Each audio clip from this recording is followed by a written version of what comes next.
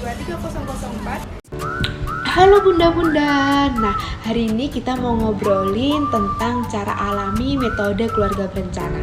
Nah, tahukah bunda, ada cara alami loh untuk merencanakan ataupun menunda kehamilan tanpa menggunakan obat-obatan dan alat kontrasepsi. Nah, metode ini disebut juga dengan metode lendir serviks. Nah, yuk mari kita bahas lebih lanjut lagi. Next. Tubuh wanita itu sangat luar biasa. Kenapa? Karena setiap bulannya tubuh memberi tanda tentang masa subur. Salah satunya lewat dengan perubahan lendir serviks. Nah, lendir serviks sendiri adalah salah satu cara alami untuk mengenali masa subur pada wanita dengan mengamati perubahan lendir serviks selama siklus menstruasi. Nah, dengan memahami lendir serviks, kita bisa tahu kapan waktu terbaik untuk merencanakan ataupun menunda kehamilan. Yuk kita kenali 3 fase penting dalam siklus ini. Yang pertama, hari-hari kering. Biasanya setelah haid selesai, lendir serviks sangat sedikit dan hampir tidak ada dan rasanya kering. Ini adalah masa tidak subur. Nah, untuk fase yang kedua yaitu hari-hari subur, mulai dari lendir yang lengket, lalu semakin jernih dan licin seperti putih telur mentah. Ini tanda tubuh memasuki masa subur.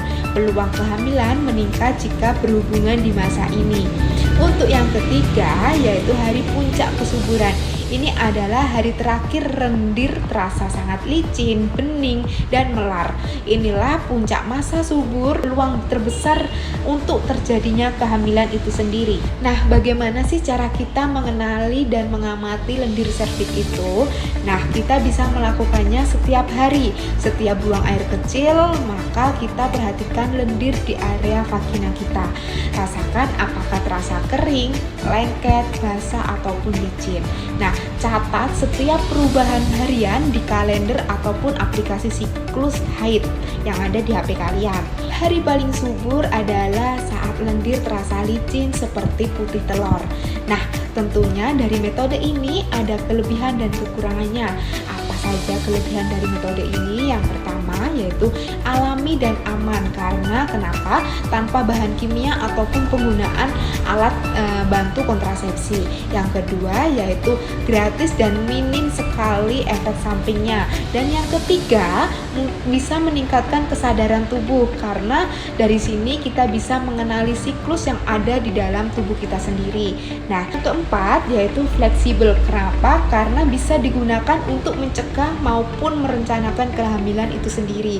Nah, untuk yang 5 yaitu terakhir yang paling penting, bisa meningkatkan komunikasi antara pasangan. Dan ada juga nih kekurangan dari metode ini. Yang pertama yaitu dibutuhkannya kedisiplinan atau konsisten yang cukup tinggi, karena harus rajin mengamati perubahan lendir serviks setiap harinya. Dan yang kedua, kurang efektif bila tidak dilakukan dengan konsisten. Dan yang ketiga, tidak dapat melindungi dari penyakit infeksi menular seksual. Nah, bagaimana? Apakah masih ingin tahu lebih paham lagi cara mengenal tanda-tanda masa subur dengan metode lendir serviks? Yuk ikut kelas edukasi keluarga berencana di Posyandu atau di Puskesmas terdekat.